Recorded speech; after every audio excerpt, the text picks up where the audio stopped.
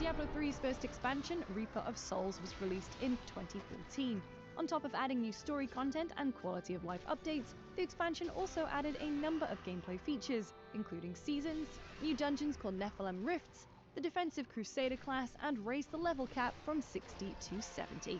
It also added adventure mode where players could complete bounties for rewards in every region of the map. Reaper of Souls reviewed well and sold almost 3 million copies in its first week. The new army of the dead. Another DLC pack released for Diablo 3 in 2017. Rise of the Necromancer's biggest feature was the introduction of the, you guessed it, Necromancer class, and not much else. Its release coincided with a free patch that introduced challenge rifts and new bounties to the game, but still people were pretty cheesed off that they had to shell out $15 for a character class with no new story content to go along with it. BlizzCon! We love Diablo! During the BlizzCon 2018 opening ceremony, Wyatt Cheng took to the main stage to talk about the future of Diablo. Fans eagerly anticipating a new mainline entry were surprised to hear that the next game would actually be a free-to-play mobile and PC title called Diablo Immortal. Hey, just was wondering, is this an out-of-season April Fool's joke? To Blizzard's credit, they had tried to preempt the announcement by telling people not to raise their hopes too much, but when has that ever stopped the internet from overreacting to things? Co-developed with NetEase, a Chinese company that published a number of Blizzard games in China, including Diablo 3, Diablo Immortal was poised as a full-fledged action RPG set between Diablo 2 and 3. Our reviewer Alessandro Barbosa praised the game's touch controls, how it looked, and how it evolved the Diablo formula, but criticized the late-to-end-game content, where progression would slow significantly, necessitating paying for the best in-game items using real-world money. One such player, YouTuber JT is All Business, spent $100,000 on in-game items, but found out very quickly that it's lonely at the top. He tried to find a PvP match between 48 and 72 hours, and couldn't find anyone to play. Blizzard eventually issued a fix.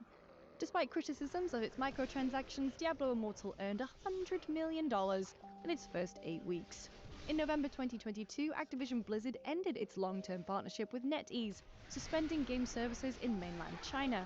A NetEase executive even publicly wrote on his LinkedIn that the relationship broke down due to a jerk at Activision Blizzard.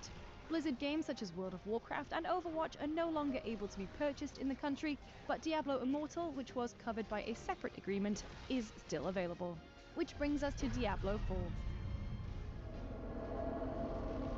After Immortal's less than successful reveal at BlizzCon 2018, Blizzard pulled out all the stops at 2019's show, offering the first look at the brand new entry in the series with a distinctly dark and gory trailer featuring the game's big bad, Lilith. Set 30 years after Reaper of Souls, the demon Lilith has been summoned to Sanctuary, and in classic Diablo fare, it's your job to take her out. The biggest changes to Diablo 4 include its open world, and after it didn't meaningfully materialize in Diablo 3, PvP. Its overworld can be freely explored, and after completing the story, is even shared with other players online, meaning that you might see others running around and completing public events, like boss fights. Also, after completing a certain amount of the game, you get access to a mount, which makes traversing around much easier. Our reviewer Alessandro Barbosa gave it an 8 out of 10, saying, Diablo 4 at this time cannot escape comparison to the past of the franchise it belongs to, but it's thankfully a game that has been crafted with a strong awareness of what made each one either revered or reviled.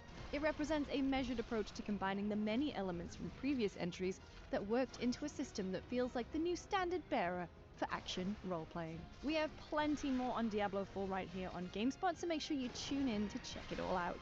Thank you so much for watching. I'm on Twitter at LucyJamesGames, and I'll see you next time for more History Of.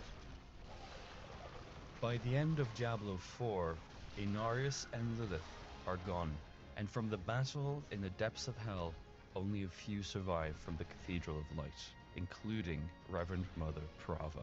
On top of this, Nirel trapped Mephisto in a soul stone and took it upon herself to find a solution to Mephisto's corruption slowly seeping out of the soul stone.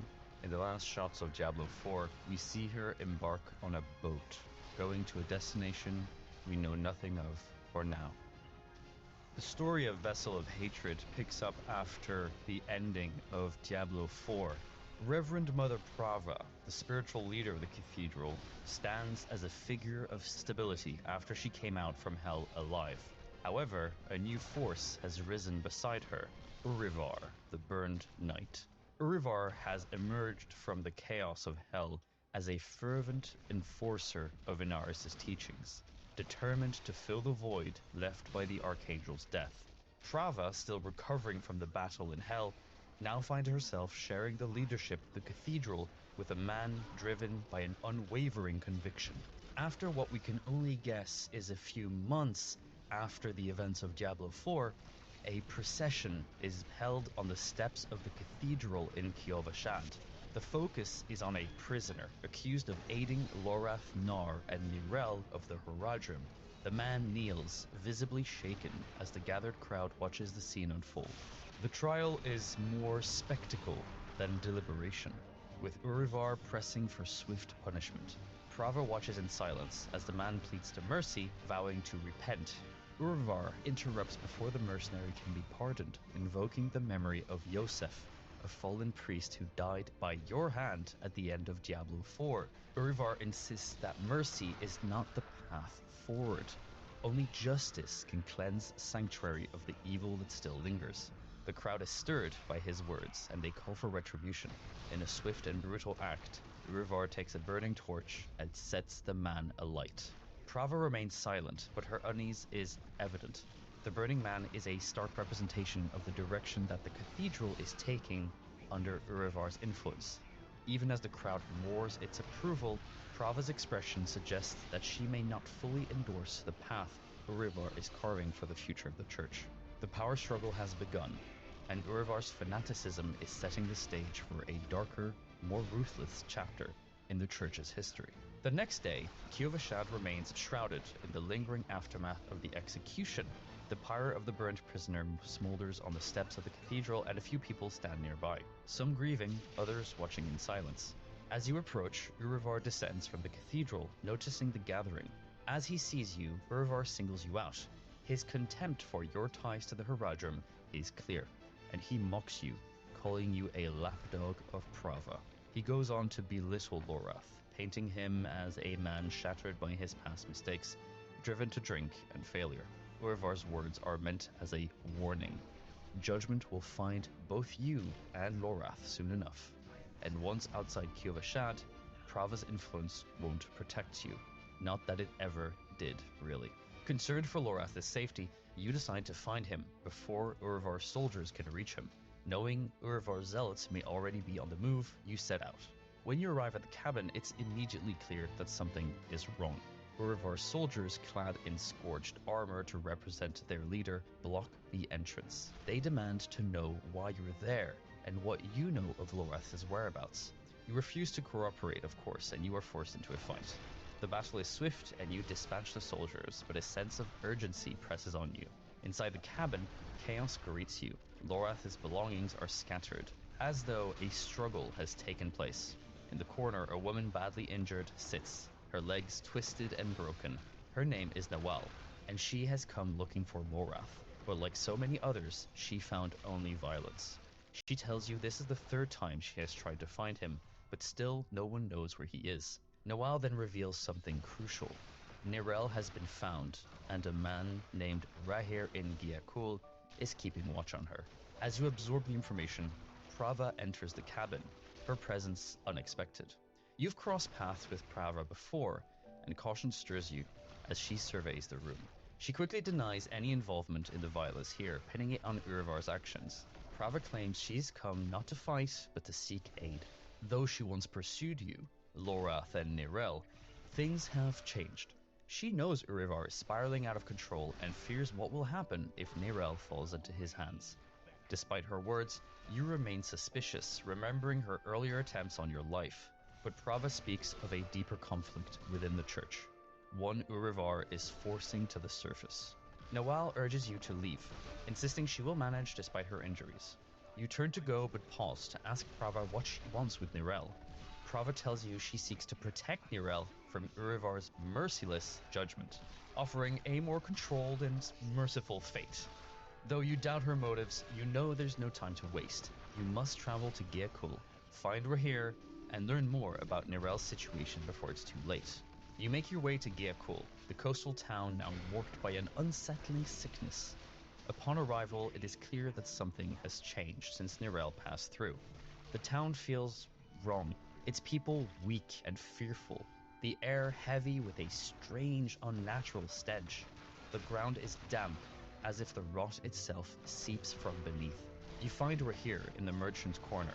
Rahir acknowledges you as you approach, and when you bring up Nirel, he invites you into his workshop for a private conversation. Rahir tells you that Lolrath has been tracking Nirel, but he left without a word, ending deeper into the wilderness. Nirel passed through Geakul just weeks ago, heading south in search of passage into Nahantu, a place known for its dangers. Now this is a reference to the Diablo 4 ending cinematic, where we see Nirel on a boat. You question why Rahir didn't help Nirel directly, but he explains his responsibilities to the town. Geakul has been suffering ever since Nirel's visit, and he couldn't abandon the people here, not to mention his daughter. The corruption left in the wake of Nirel has made life nearly unbearable, and the town faces a deadly threat from the Hollows. That's the name for the new creatures, by the way. The creatures corrupted by Mephisto's sickness. Before the conversation can continue, a commotion erupts outside. The Hollows have returned. Together, you step out into the streets to face the threat.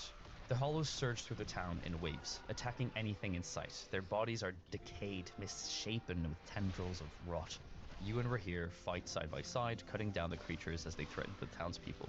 The battle is intense, but you manage to hold them off, defending the heart of Geakul. Once the immediate threat is neutralized, the town is safe. Rahir looks at you, worn but determined. He knows you're looking for Nirel, and he agrees to help you. However, Rahir insists that the town needs to be protected first. The source of the corruption must be dealt with before it overwhelms the city entirely. Together, you head out of Geakul, following the trail of the Hollows to find the root of their corruption. It's clear that whatever is infecting these creatures is tied to Nirel's passage through the region. You steel yourself for what lies ahead, knowing that the only way forward is to cut down the source of the sickness. With the help of Rahir, you put down the sources of the corruption one by one, fighting off the infected. The river ahead, once a natural boundary, is now marked by death and decay. The water flows dark and thick. Rahir, standing beside you, grows tense. His face shows the weight of concern for both his town and Nirel. He knows Geakul is still vulnerable, but there is little time to waste. He apologizes and goes back to Geakul to protect his daughter and his city. He also promises to meet you further down the road to help you find Nirel. As you stand at the broken bridge, you notice a wooden canoe. Inside lies the decaying corpse of a man, his body pierced by the corruption that infects the land. You should recognize him as the figure seen in the cinematic for Vessel of Hatred. Nirel definitely passed through here. Suddenly, without warning, Urivar steps from the shadows behind you. He demands Nirel's location, accusing you of protecting a heretic and harboring a soulstone that threatens Sanctuary. Before you can react, Urivar's soldiers reveal Rahir, held captive and bleeding. His right arm has been severed. It seems he didn't make it to Geakul in time. Urivar's cold eyes fix you as he questions how many lives you are willing to sacrifice for Nirel's safety. He wants to know where she is. As the moment stretches thin, the sound of Nirel's voice cuts through the tension. You turn and see her, or is it a vision? Standing in that same boat where the man is, her hands around the glowing soulstone as she chants an ancient prayer in a language unfamiliar to you. You hesitate, unsure of what is real, and in that brief moment of distraction, Urivar strikes. His blade pierces your back, and he kicks you into the river, and the dark waters pull you under as your vision fades. And that's the introduction to Vessel of Hatred. Now we're getting into the thick of it. Some while later, you finally come to, your body weak and battered. A Nahantu elder spiritborn named Eru has found you. His presence is calm as he heals your wounds with a power drawn from the spirit realm. Slowly, you regain your strength. Eru introduces himself and tells you he has been watching the corruption spreading through the land. With Eru's help,